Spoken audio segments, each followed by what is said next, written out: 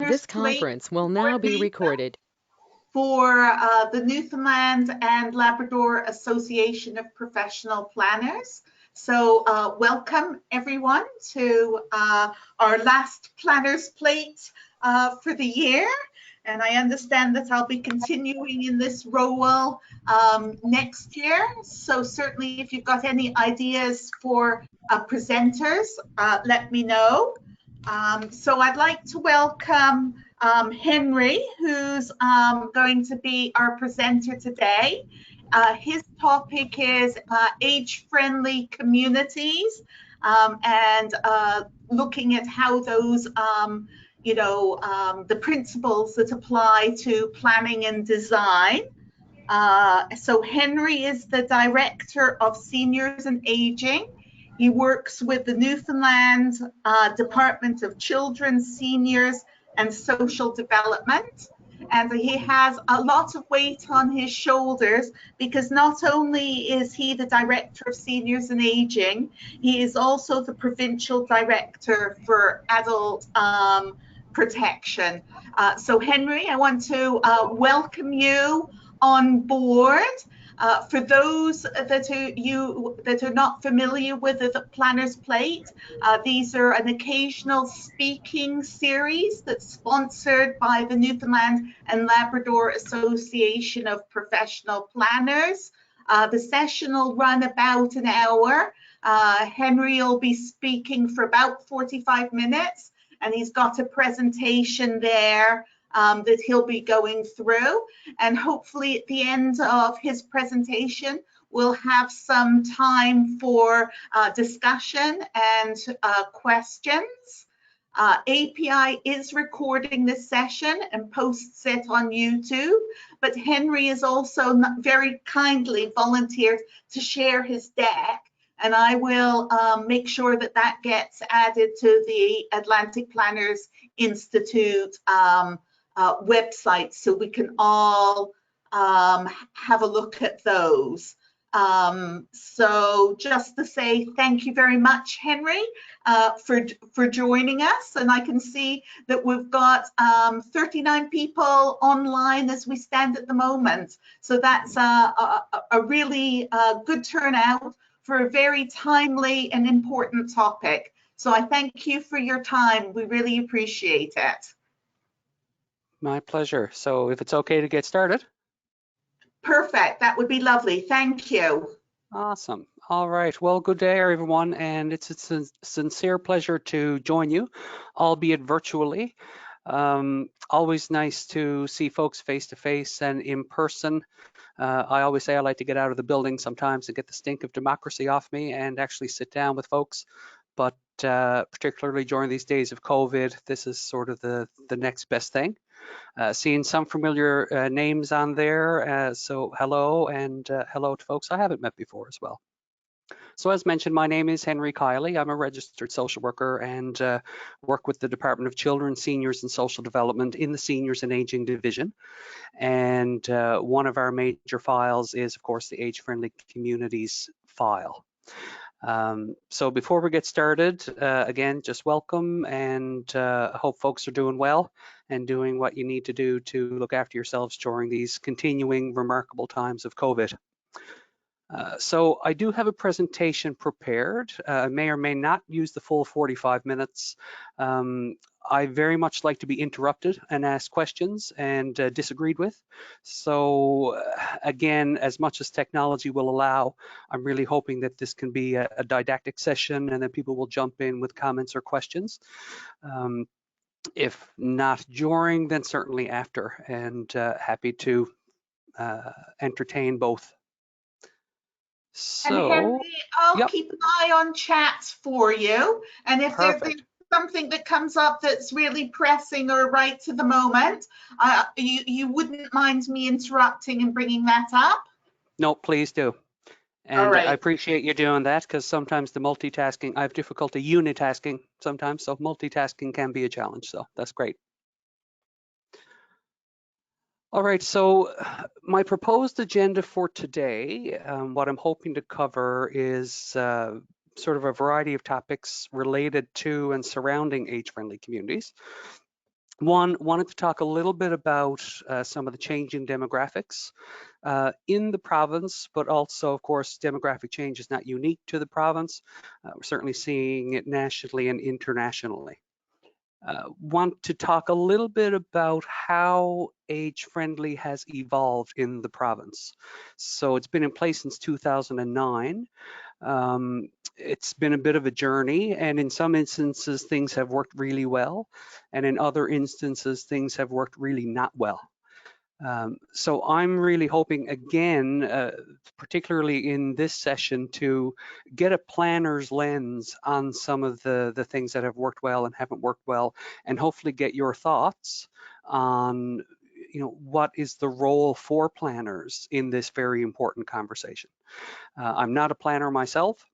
Happy to learn and would very much appreciate your input.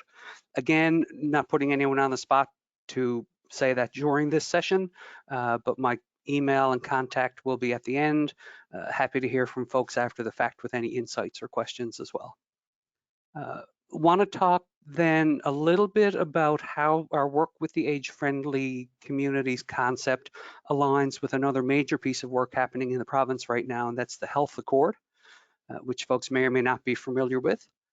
Then I want to talk a little bit about, just based on lessons learned and observations since 2009, some of the barriers that have prevented communities, I guess, from not even just taking this on, but being able to sustain it and being able to thrive in terms of the Age-Friendly Communities program.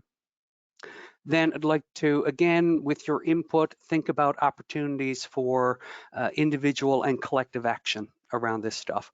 I think we all have skin in the game on this.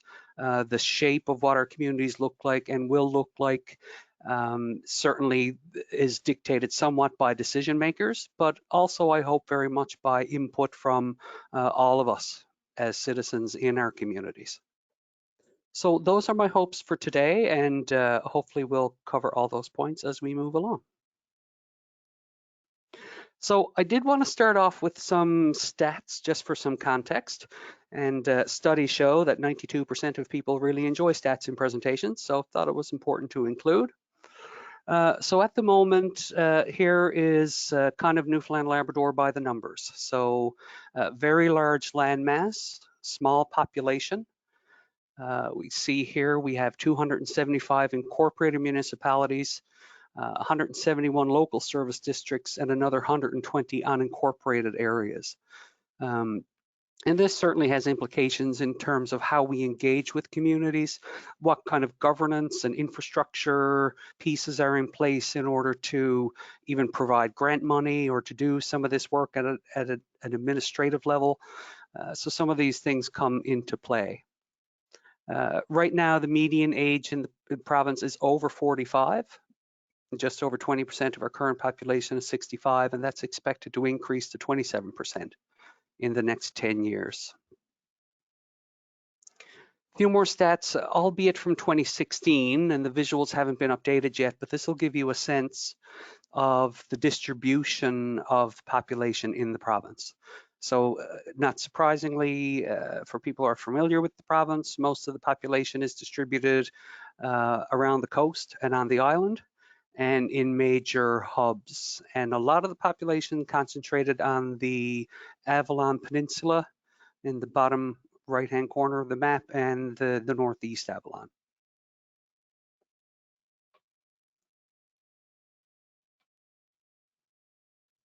This next slide here gives a visual distribution of the population that's over 65 in the province as well. So again, we can see that there's a lot of concentration on the island. We have, again, in larger service hubs, we'll see people migrating in process of urbanization in the province, people moving closer to family, closer to service centers, and a bit of a natural decline in more urban or more rural and remote areas.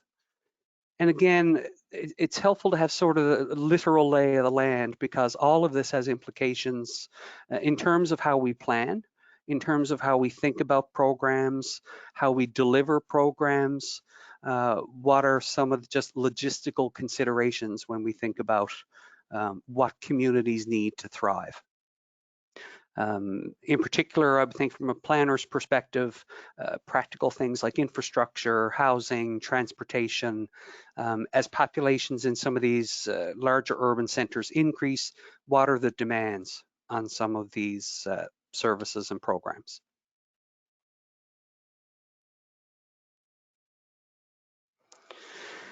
So again, just a little bit of a snapshot. Since Newfoundland and Labrador joined Confederation in 1949, up to and including some population projections up to 2040, we can see here a bit of a significant decline just through the process of natural population change. I think most notably, around the time of the cod moratorium in the province in 1992, and that subsequent decade saw a pretty significant drop, estimates up around 10% of the population of the province. So again, the makeup of the population, again, has implications for how we plan, how we design, how we respond to communities' needs over time.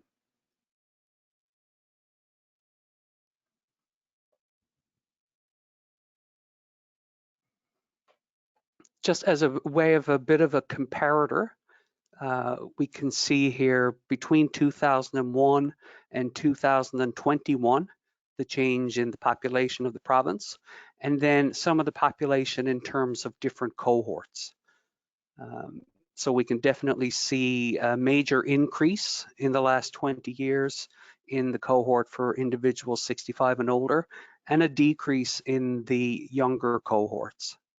So again, when we think about the implications, not that everyone who's over 65, seniors is not a homogenous term, and we can't just assume that someone is over 65 and they'll have a finite or defined set of needs because everyone's an individual. But this change in the age structure of the population certainly does have implications for how we think about services. One example that comes to mind is around housing. So in this province, we have the highest rate of home ownership for individuals who are over 65, which on the surface is can be seen as a positive thing, but it does have implications as people want to think about downsizing, if people are thinking about or having to move from rural and remote communities to larger centers. What does that look like? The cost of upkeep, the cost of heating. We know certainly, I guess mostly as a result of COVID, the cumulative impact of incremental cost increases across the board. So from heating fuel to food, for individuals over 65 on a fixed income, it can become a bit of a challenge in terms of affordability.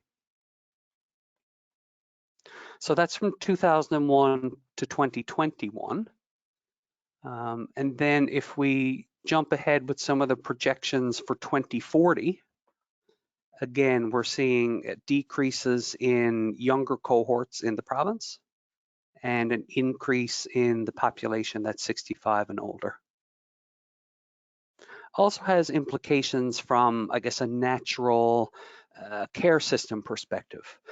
Certainly and culturally significant in past generations in this province with larger families, natural support systems as people got older, without migration, urbanization, smaller families, that natural support system has certainly diminished, and again puts more of that responsibility for care when people need it on the system.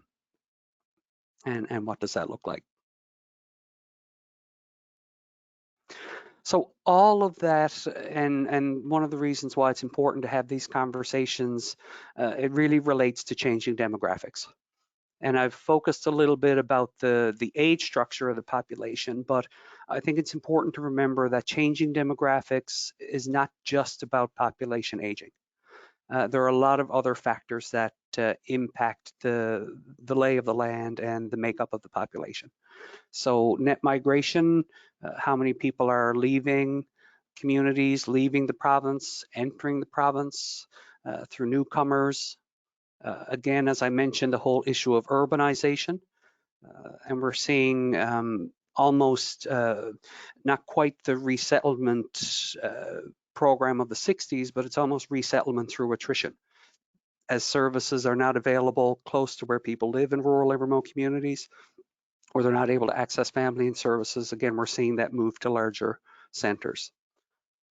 In this province in particular, our birth rates are down and our death rates have remained fairly steady. We've also seen an increase, not just in this province, but throughout the world in terms of life expectancy. We're living longer, and that's partially due to advances in medical and social sciences, more knowledge about diets and self-care, better technology. So we're living longer.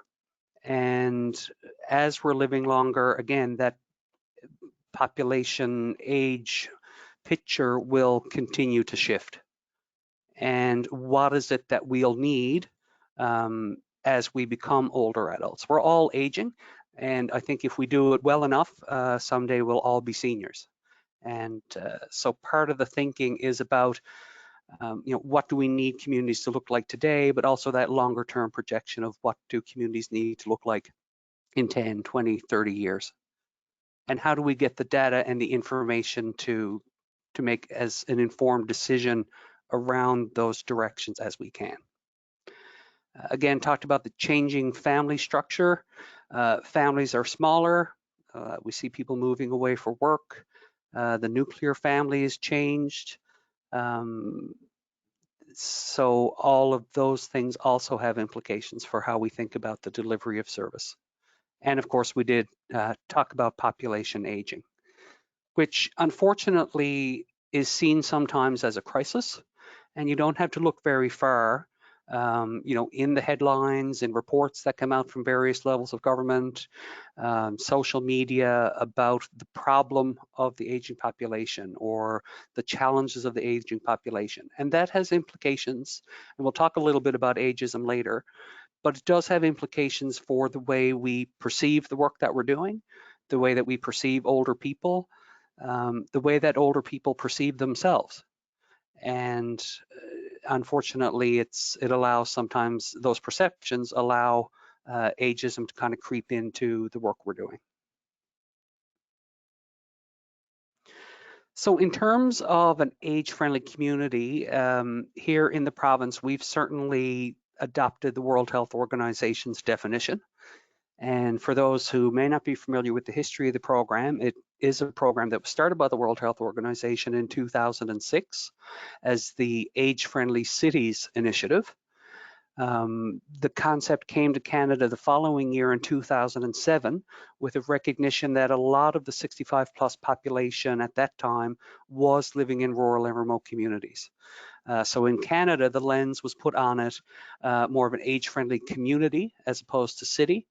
But the definition remained the same. So it very much considers the physical and social environments and how those can support and enable people to live in secure environments, enjoy good health, and continue to participate fully in society.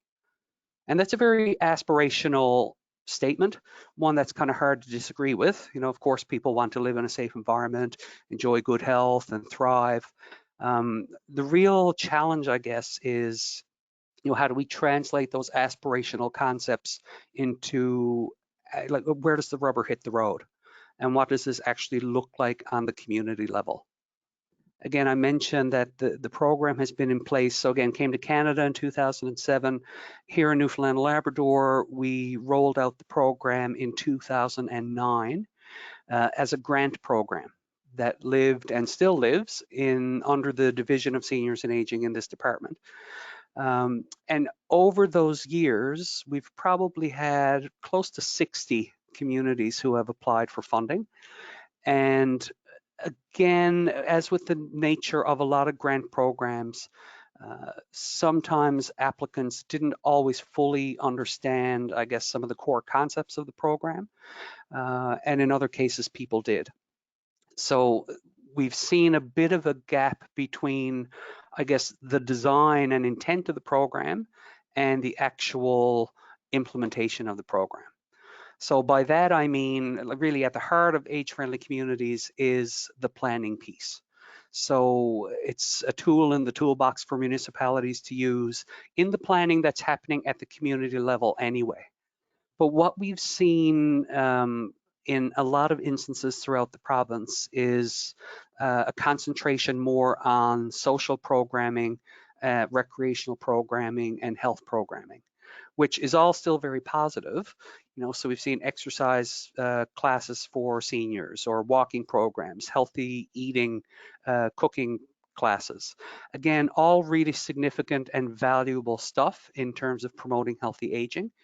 But in some cases, the piece that's missing has been that, I guess, adoption and realization by municipal leadership um, of really what the thing is all about. So really, it's about how do we take an age-friendly lens and again, put it on the planning that communities are doing anyway. We have seen communities really take this and run with it, though. And in those instances, the concept has really been embedded within the municipal governance.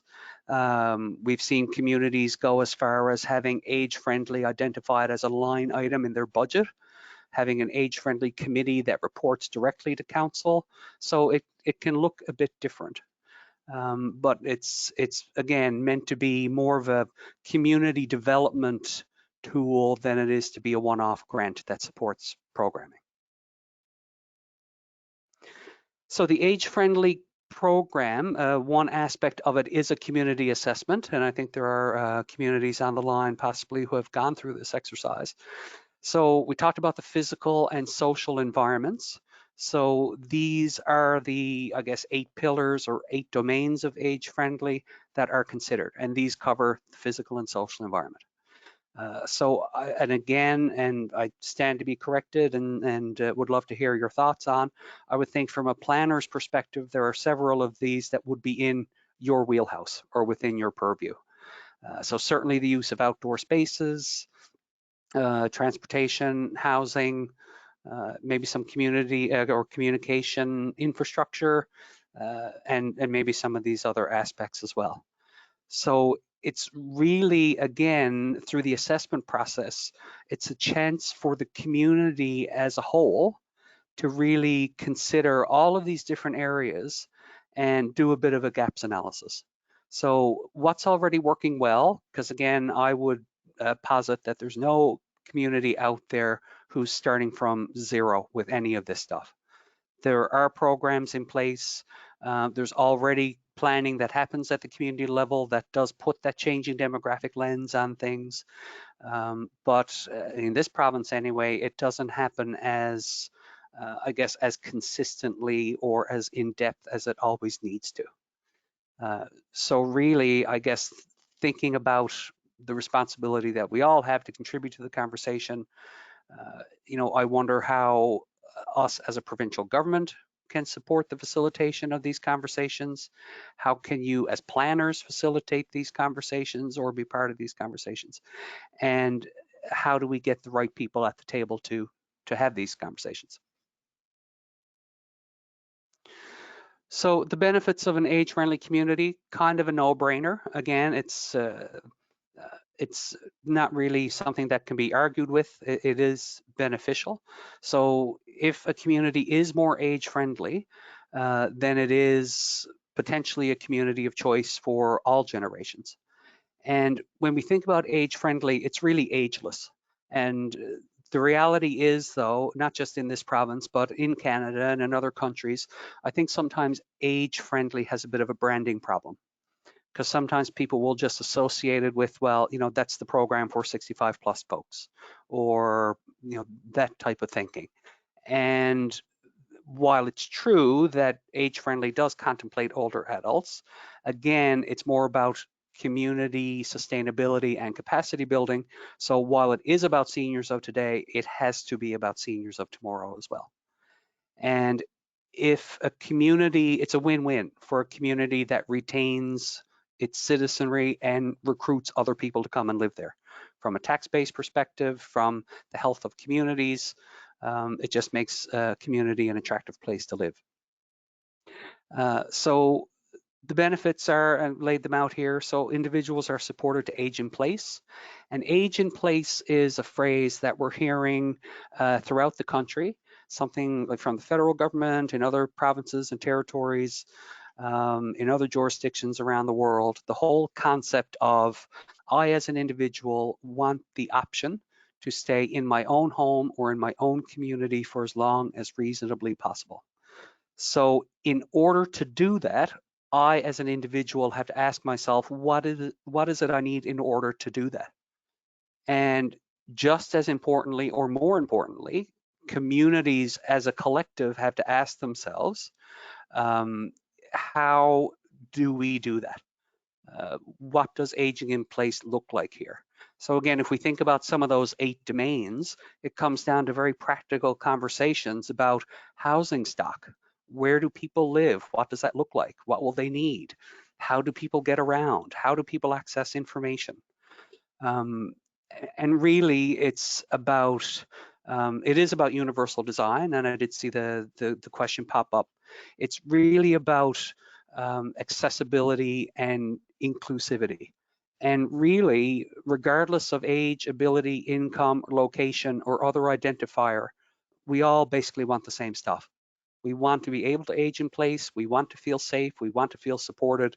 Again, these are things that we all want, and it comes down to the practical questions of, how are we already supporting that, but where are the gaps and what do we need to do instead? Because sometimes I think planning has to be deliberate, and I'm sure I'm preaching to the choir here. You folks know that.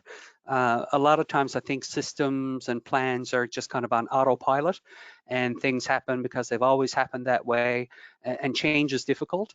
But we've certainly seen, as a result of COVID, as a result of our climate crisis, as a result of the economic status of the province, things do have to change. The status quo is no longer appropriate or acceptable, and a lot of the conversations around people's basic needs are changing. So an age-friendly community certainly has the potential to reduce the need for healthcare services. Barrier-free buildings and environments enhance mobility and accessibility for everybody. The age-old example of, the ramp on the post office is great for the 95-year-old with a walker, great for the new mom with a double stroller, great for the person in their 20s who has MS and uses a mobility scooter. Again, it's about that concept of universal design and removing barriers as much as possible, and making it less about the person supposedly having deficits. Instead, it's what are the deficits in our environments that are barriers to people's participation in community. And I did include businesses in there as well.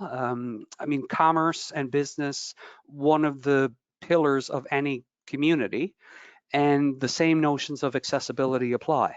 If I have a mobility device, if I have age-related changes, I have low vision or hard of hearing, if your business is brightly lit, accessible shelves, places to sit down, public washroom that's accessible, I'm more likely to frequent your business than I am to click on Amazon or eBay and buy stuff online.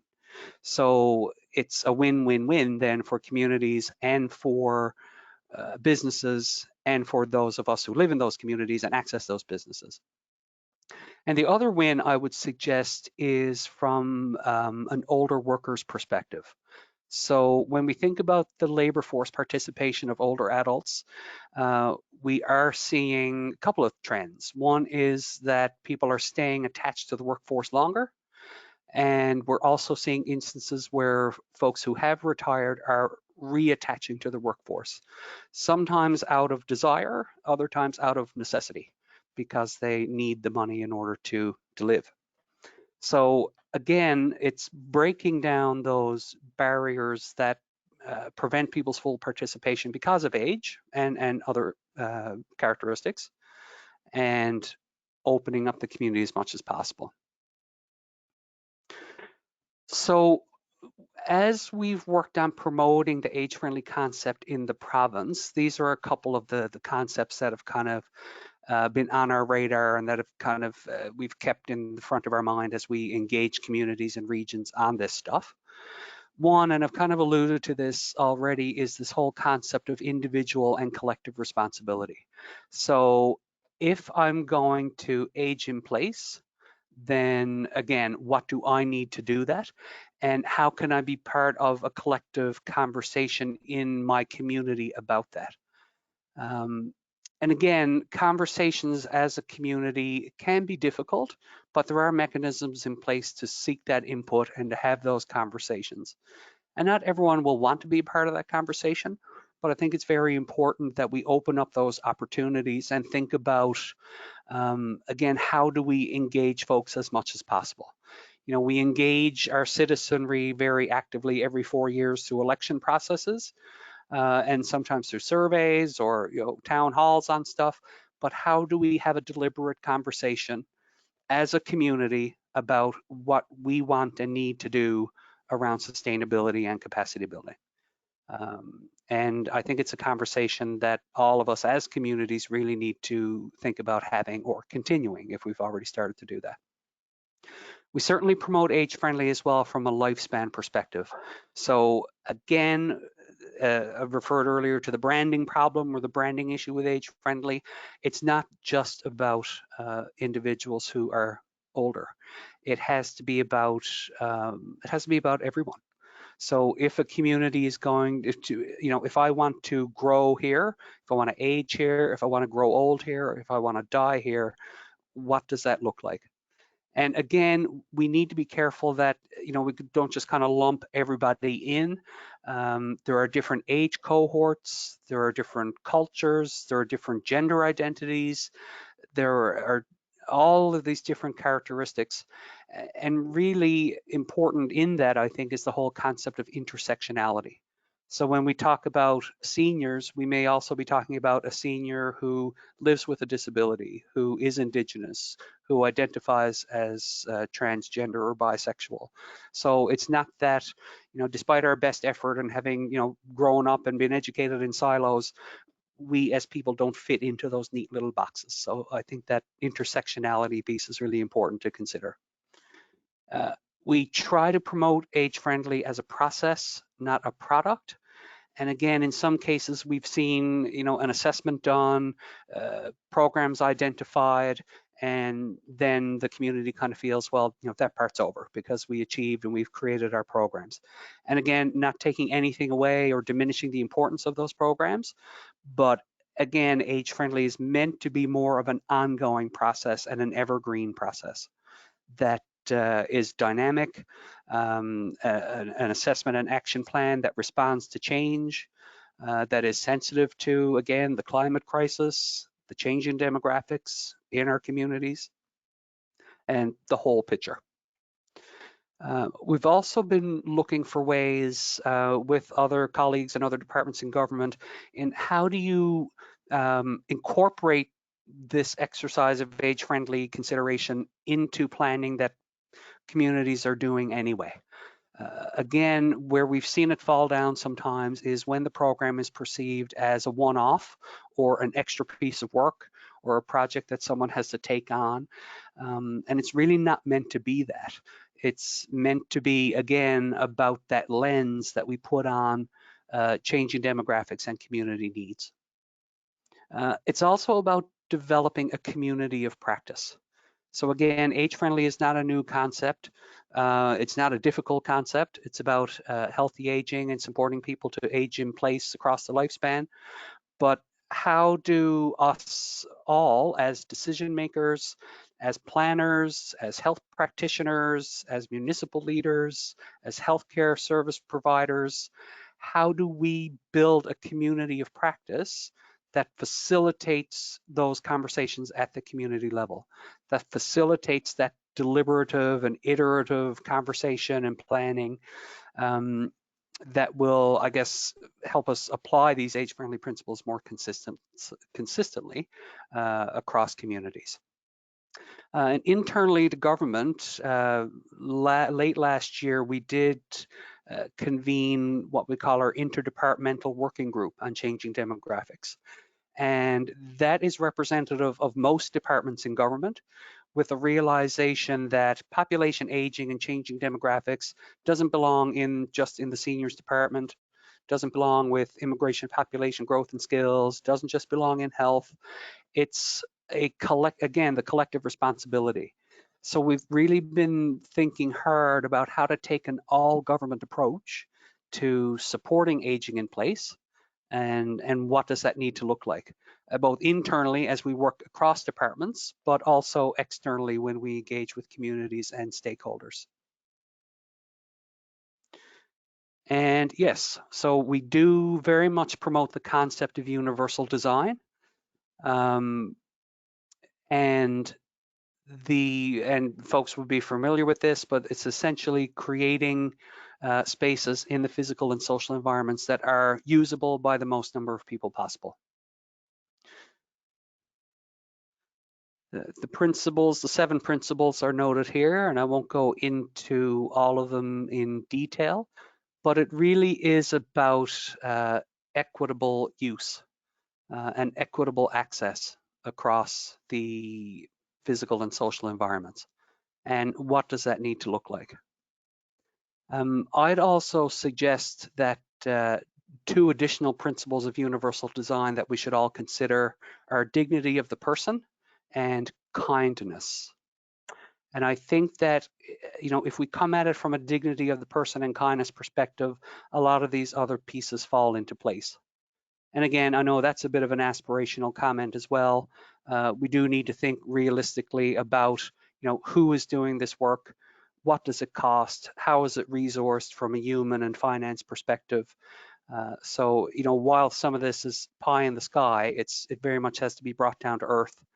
And we need to think practically and tactically about, what these concepts look like in the real world. And so some of the barriers, certainly the perception of the program, and I touched on this, age friendly, well, that's the program for the old folks over there. And, I'm in my 50s, 40s, 30s, 20s, and that doesn't really have anything to do with me. Also, I think the hierarchy of needs and competing priorities in communities, particularly with COVID, but even before COVID, the priorities of clean drinking water, infrastructure, all of these, we think in terms of Maslow's hierarchy of need, the fundamental things that communities need to function on a daily basis. So if those things aren't in order or in hand, it's harder to think about some of these other pieces. Certainly community capacity is an issue, particularly when the program is seen as an add-on or just the responsibility of one person or volunteers. Volunteer burnout is very real. And we saw with the earlier stats that a lot of our communities have a very small population base. And a lot of times it's the same faces who are kind of doing everything. And, that is not sustainable in and of itself. And I think that has to be addressed. And we have seen the program fall down where that happens as well. People are done with volunteering, or they're burnt out, or they move away, and things change.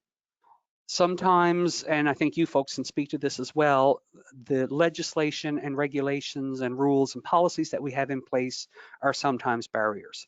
Is it a zoning issue? Is it we want to repurpose this school or this building for X purpose, but we can't?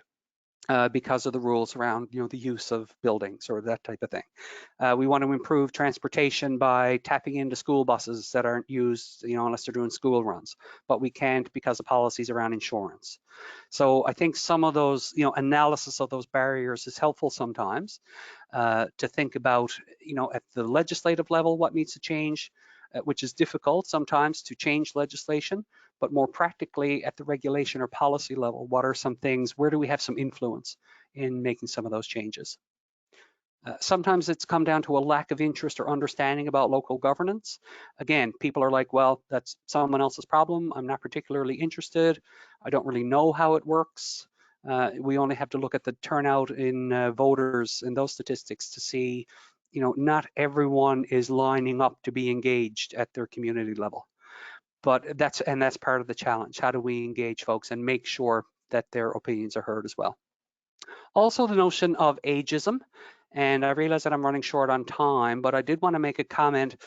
Ageism is basically discrimination like any other ism, but it's based on chronology. And it's interesting, I read somewhere recently that ageism is one of the few forms of isms that's really aimed at our future selves. So again, if we age successfully, we will be older adults, but we do see different types of ageism. We all have perceptions, be them overt or subconscious, about age, and that does come across in the marginalization of older adults. And again, we only have to look at COVID and the experiences, the shameful and ridiculous experiences of older adults in long-term care in Canada during COVID. To see, the value that we place sometimes on people, or the lack of value just because they are a certain age. So chronology is not a disease. We're all aging. And despite the anti-ageism industry out there that makes us think that aging is bad, it isn't. And hopefully we're able to do that. It can be hostile or benevolent. Sometimes it's done with the biggest heart in the world, and it comes across as paternalism. But it's really about we all want control over our own lives and to make the decisions that impact us, and that doesn't change as we age. So it's important to think about the right that we all have to live at risk and to make the decisions that we want to make. I wanted to put a plug in. This work does align with a major piece of work that's happening in the province, which is Health Accord NL. If you're not familiar with and haven't participated, I would strongly encourage you to do so. It's really an exercise to look at a major reboot in the health care and social care delivery systems in the province. It's being touted as one of the biggest resets in the system since the cottage hospitals in the 1950s. And it's really about increasing health equity and a real strong focus on the social determinants of health. And so we see here what those determinants are, what we make, our employment conditions, the experiences we've had growing up, our gender identity, all of these things impact our health. And our experiences of these determinants will also influence our health. So if we experience discrimination, we know that exclusion and poverty alone are major indicators of health quality. So if people feel isolated or they don't have enough money to thrive, the other determinants of health really fall by the wayside. Again, thinking about that hierarchy of need. And poverty really is inextricably linked to most, if not all, of the social and health ills that people experience in some way, shape, or form. And we see here as well inequity, trauma. We've all experienced trauma. We don't all necessarily develop syndrome, like post-traumatic stress syndrome because of it, but we all have post-traumatic stress. And how does that impact us as individuals?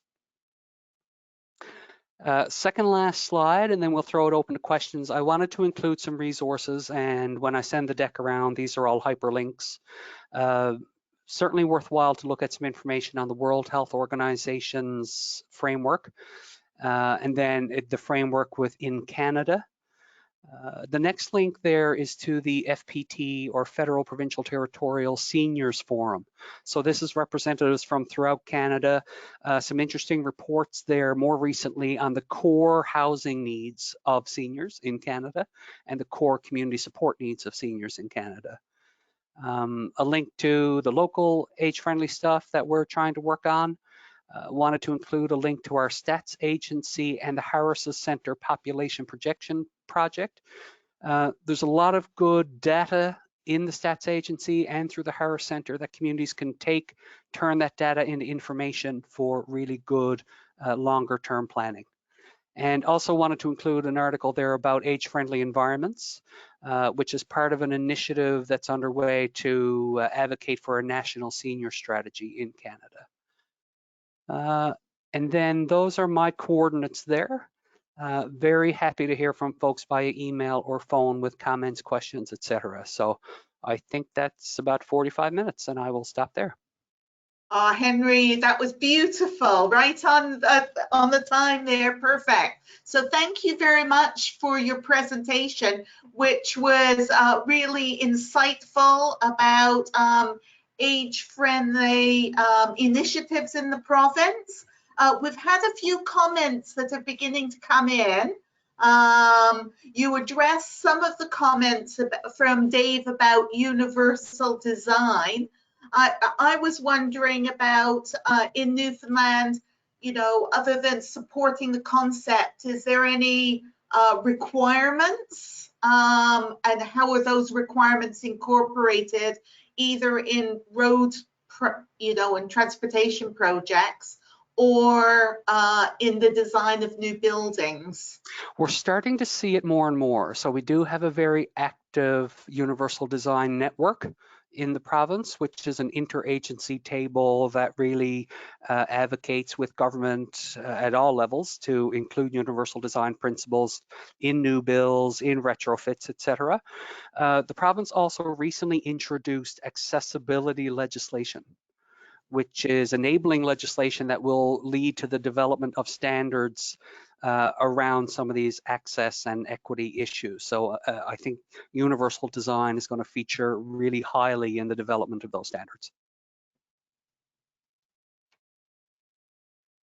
All right, so Megan Hollett had some comments there about the whole point that you were making is that some of these design features about age friendly actually serves a broad aspect of the population, not only seniors, but other people that might have mobility challenges, or even for those that are doing exercise and other activities themselves. No, absolutely. And again, it can't just be about seniors. Like, it's important to have that lens on it too, and think about the age-related changes that we will all face if we live long enough in terms of sensory deficits or mobility changes. But it's important to think about it again from a lifespan perspective in terms of ability and disability. Because really there are three ways that we acquire disability. Some individuals are born with disabilities, some acquire it throughout our lifespan, and then there are age-related ability changes. So, you know, again, it's universal design, it's equitable access across the lifespan. Megan, is there anything you can certainly turn on your mic or add to the chat if you've got anything further you'd like to add? Nope, that's everything. Thanks so much. Really great presentation. And then we've got a comment from Keith. And I think he's got a more philosophical question about facilitating change in communities. You know, some of your statistics were about, you know, maybe 30 or 40-year projections. And how does that align with some, you know, we know government often is focused on the priority of the moment, and how, and maybe Keith, if you want to turn on your mic and add.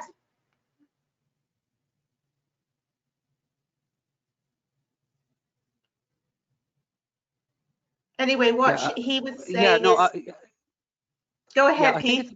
I think it's about a balance, but yeah, go ahead if you want. Yeah, I don't think that we can ignore the issues of today. And again, based on that, you know, again, that hierarchy, communities can't, but it's trying to find the balance of, instead of being all consumed by the crisis of the day or by the issues of the day, how do we also start to think a little further out? And change is difficult. And I think it's helping communities to see the value in it and to see themselves in it. Because if we don't see ourselves in a program or an initiative, we're really, for the most part, not going to bother. And it's just another thing that the government's rolled out to say, yeah, that's all lovely and that's a great grant, but you know, we got other issues. We got bigger fish to fry here. So I think a lot of it is getting down to the community level helping to facilitate some of these conversations. We were fortunate, this department and the Department of Municipal and Provincial Affairs here in the province co-hosted a webinar in October for municipal leaders around the age-friendly concept. And it was very well received. I shared the link to our department. There's a link to that webinar, how to make your community more age-friendly, on that website as well. So I think it's just about getting the message out, trying to normalize the conversation about universal design and accessibility barriers, and just really that collective responsibility piece again, to say, again, the status quo is no longer acceptable and conversations are changing, and how do we be part of those conversations? And I think that really leads into the comment that came in from Darlene, which is about communities of practice require coordination and resources. Many of the land use planners online were really involved with the whole idea of healthy communities. And there was quite a bit of outreach and work with that. There was some good linkages, some pilot projects, and some testing of some tools to build this idea of a community of practice. So how do you see building that moving forward, Henry? So it has to be a collaborative effort, and I definitely agree with tools like, again, we can share aspirational comments with communities and these principles that no one can really argue with, but unless you're going to, we talk about having a demographic change lens, well, we have to provide that. So it has to be a practical tool that communities can use, and it is some of the discussion we're having within government in terms of what that needs to look like. So if we are going to legislate and regulate some of these conversations or some of these considerations, how do you equip communities to do that instead of just forcing people to start with a blank slate? So I'd certainly see this table as a group of planners being instrumental in that development as well. And very selfishly, I'd like to be able to circle back to you folks and get some input and some feedback on some of those pieces as we move forward. Yes, so what I could say, I work for municipal and provincial affairs and have read more than my fair share of municipal plans and development regulations over the years. And I think that there is a growing recognition of housing and seniors housing and alternate housing forms, but I don't think our perceptions have expanded into the more inclusive concept that you're talking about. I think that there's a recognition of, keeping seniors in the community by adapting housing or providing alternate housing. But I think that maybe that our understanding of the issue hasn't yet developed to a really deep, and that hasn't been a goal that's come out from communities either. So no, not yet. And I mean, the reality is, population aging, again, it's not a crisis. It's not a flash in the pan. It's not here today, gone tomorrow. This year in 2021, if we think about the large cohort in the population is the baby boomers. So in this year, the first of the baby boomers turned 75, but the last of the baby boomer cohort only turned 57. So, we're going to see this phenomenon of population aging for several more decades, right? So we need to think a little bit more longer term. Yeah, and I think that we need to think not only longer term, but in deeper, understanding of some of these concepts and the application. You've got to have a starting point, and then you can only move from there. Yes. So I'm not seeing anyone else. Is there any other comments or questions for Henry? I know that he's here. He'd be more than glad to answer them. He's certainly got a depth of knowledge that he can share with us. So is there? Feel free to take your mic off. Oh yeah, we've got a comment here from Mary Bishop. And what she's saying, I think, is municipal plans can and should include policies that address age-friendly principles. But often the questions come up is in actual implementation. So, you know, this comes down to, Mary, you can turn your mic on anytime here. The decisions made by local councils, often using principles of not in my backyard. Right. And that's the thing. I mean, it's a challenge. We're all human, and there's human characteristics and dynamics, capital P and small p politics at play in every community. But and that is part of the challenge. It's how do you get a solid plan and people invested in it? So arguably, it doesn't really matter who's at the table. This is the plan. And I think much like the Health Accord is trying to create literally an accord with all of the citizens of the province, Age Friendly is really about an accord at the community level to say, you know, who's in and what is it that we want this to look like? What are the tools we need to do it? What are the indicators that we can track so we know we're making progress? And so it's not all qualitative data. We can have some good quantitative stuff as well. And I think communities need a lot of support and direction around some of that. Yes, and I think that one of the key things that I hear you saying quite a bit is it's meant to be inclusive principles. And some of the things that I see in municipal plans is have seniors shuttled away into little complexes or blocks. Sometimes those housing options aren't located in the most accessible or centralized locations, just in a real physical concept. And, you know, as a result, seniors might become more isolated rather than integrated. Absolutely. And even in the way we lay out, you know, commerce in some of our communities. So we have these super centers. Well, if you have a car, that's great. But if it's, you know, several hundred yards across the street or across the parking lot, you know, I can't get there. So even in the way we set that up, and you're right, integrate instead of segregating older populations. And, you know, that's, you know, the seniors housing over there. It's how do we more just integrate it?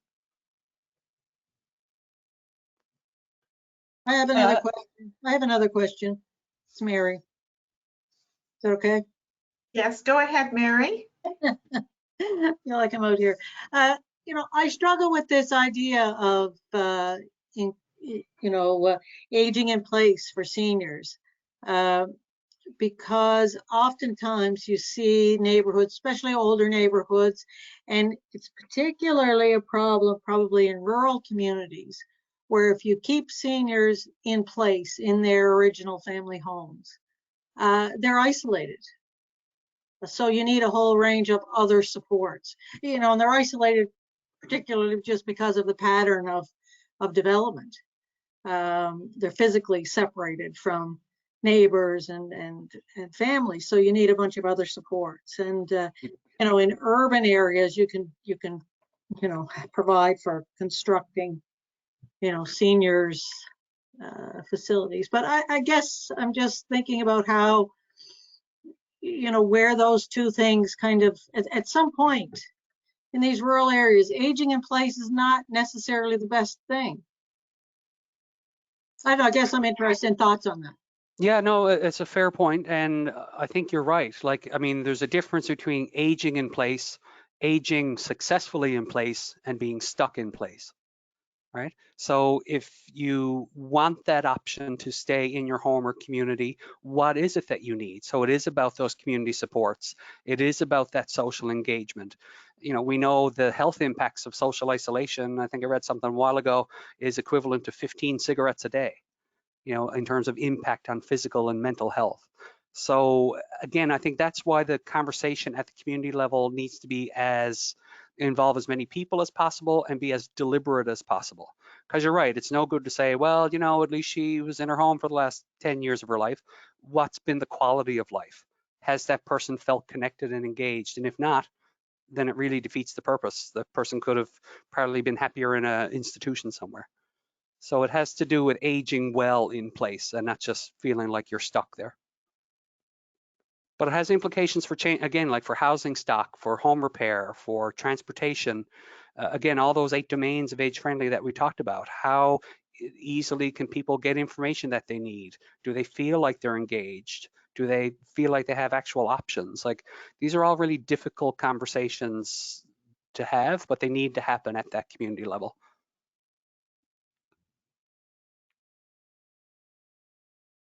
I have an additional comment question too. This is Keith Batstone again. It's all very interesting discussion. Thanks everybody. I guess at the heart of my question earlier about tying age-friendly community goals to 30-year plans, whether you work in a social planning program or you work in a land use planning office and you're seeing things being built, parks being built or improved and replaced, and all that, and people driving around your community on roads that may or may not have sidewalks. I guess part of my interest in this whole conversation and the fact that we're hearing from a social worker presenting to planners, I'm kind of asking myself the question, where does this best lay to be evaluated? So to Henry, I guess I was curious what your thoughts are. As I understand it, the program started in 2009, so you're 11 years in. And I guess how I would ask you, as seemingly the lead on promoting, advocating for age-friendly communities on behalf of the province, how do you define what the problem is and define what success looks like? Keeping again in mind that my planning horizon might be 30 years long. Like for me, especially when we're talking about rapid demographic changes, I would think that seniors define themselves differently. Like you pointed out, early baby boomers are quite different from the 55-year-old baby boomers, and therefore I think they have different government services needs. So I'll just kind of leave it at that. Sorry, there was a lot in there. Yeah, no, all good. It is really complex. I mean, since 2009, we've only had one good, robust, I guess, program evaluation from a provincial perspective, and that was, I think, probably 2014 or 2015. And that articulated some of the barriers and challenges that I went over earlier. Like it's around that community capacity, people's perceptions, competing demands at the community level, volunteer burnout, some of these things that contribute to making this not sustainable. So I think it is a complex issue. I think that we need to look at more, I guess, process and outcome evaluations for communities that are undertaking this work, and also providing more support for communities that are undertaking this work. If it's through mentoring, if it's through networking them with other communities who have done this, because again, the royal we of government, we haven't done a good job yet of doing that. We have a number, again, of pockets of really great age-friendly work throughout the province that are happening, but it's not really highlighted and celebrated and connected properly. So there's a lot more work to be done. And again, in terms of those evaluation pieces, I think this table would be one of the groups that would help us kind of feed into that. Not sure if that answers your question. Well, Henry, I wanted to say thank you very much. We've kind of come to the end of our time, and I'm beginning to see people drop off the phone call. So what I do see is that Henry has very kindly shared his email address. And so if you have, I'm sure that if you've got any further comments, I think that what he's saying is he wants to build a relationship with the planning community. And, and that would definitely be there, Henry, for that. So if you ever want to reach out, and as well the Atlantic Planners Institute. So if you ever want to reach out, we'd certainly be glad to re-engage and continue to discuss this, this really important topic. Excellent, very much appreciated. And Elaine, I will send you the deck, and you're welcome then to circulate it through. That's lovely. Thank you very much. We'll get that up on the API website. So Henry, once again, thank you for your presentation. I think we've got a really good turnout and some really good discussion. So thanks a lot. Thanks again, everyone. Take care. All right, and happy Christmas, everyone. Bye-bye. Bye.